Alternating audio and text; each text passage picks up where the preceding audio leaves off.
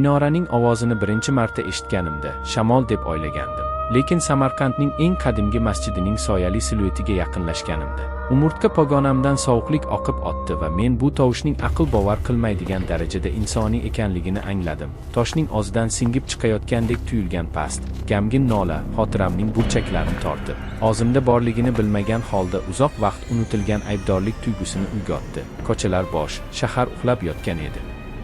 Ammo minoraning yigisi jim maydonlarda aksado berib, tobora balandroq, umidsizroq, go'yo har bir nota asrlar davomidagi qayg'u bilan shakllangandek edi va men ahmoqona ravishda faqat chiroq va jurnalistik qiziqishim bilan qurollanib, kemerli eshikdan sovuq hovliga kirib bordim. U yerda oyoqlarim ostidagi plitkalar asabga tegmas darajada iliq, yurak urishi kabi ritm bilan pulsatsiyalanardi. Tor spiral zinapoyadan ko'tarilayotganimda qichqiriqlar kuchayib, mening ismimni chaqirishga, hatto o'zimga ham hech qachon tan olmagan gunohlarimni eslashga o'xshagan pichirlangan ayblovlarga aylandi. Devorlarning o'zi tinglash uchun egilgandek. Meni bu yaqin azobga solish uchun ozgina egilib qoldi va men birinchi balkonga yetib borganimda shahar pastda chiroqlar gobeleni kabi cho'zilgan edi. Lekin yuqorida osmon g'ayritabiiy ravishda qorong'ilashgan edi va minoraning yigisi har biri alohida ovozlar xoriga aylandi. Xiyonatlarni, yo'qolgan sevgilarni, bajarilmagan va'dalarni hikoya qiladi va men oldinga qo'ygan har bir qadam ularni tobora yaqinlashtirdi. Toki shamol mening ovozimni emas, balki ularning ovozini ko'tarib chiqquncha. Ko'kragimni o'rab olgan pushaymonlik to'lqini meni butunlay o'zimga tegishli bo'lmagan, ammo juda tanish bo'lgan qayg'u bilan bo'g'ib qo'ydi va men pastga tushishga harakat qildim. Lekin zinapoya g'oyib bo'ldi. Uning o'rnini minoraning yon tomoniga yopishgan tor tosh tirgak egalladi. Qichqiriqlar kuldi.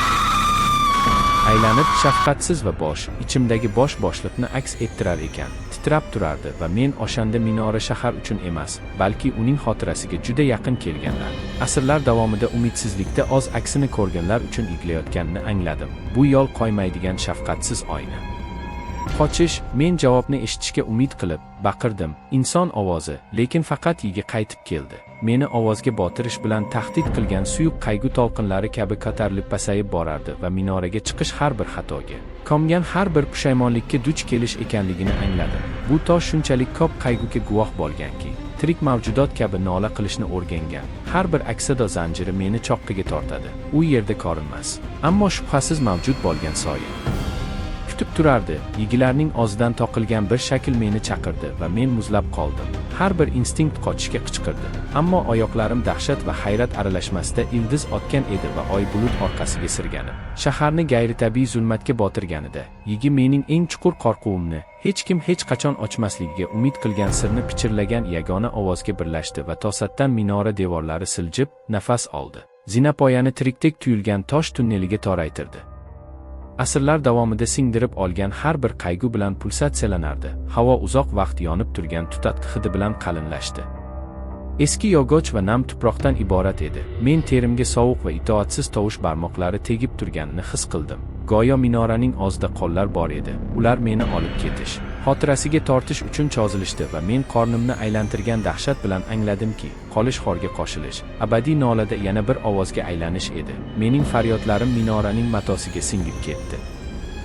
Tinglashga yetarlicha ahmoqona bo'lgan har bir kishi uchun aksado berdi va shu lahzada qayg'u og'irligi meni butunlay ezishi mumkin deb o'ylaganimda minoraning shafqatsiz dizaynini angladim. U shunchaki qiziqishni jazolamadi, balki biz ko'tarib yurgan ko'rinmas zanjirlarni ochib berdi. Ularni chidab bo'lmas holga keltirguncha biz endi o'z qo'rquvimizni avlodlarning toplangan umidsizligidan ajrata olmagunimizcha kattalashtirdi va men orqaga qoqilib, imkonsiz tor qiyalikdan pastga chekinishga harakat qilganimda kulgi yanada insoniyroq, yanada dahshatli bo'lib qoldi. Endi men bilmagan, ammo qandaydir tarzda tushungan tillarda pichirlashlar bilan yigilardi. Xiyonat va yurak o'grigi lahzalarni hikoya qildi va ongim qochishga shoshildi. Lekin soyalar burishib, devorlar bo'ylab shoxchalar kabi cho'zilib, atrofimni o'rab oldi.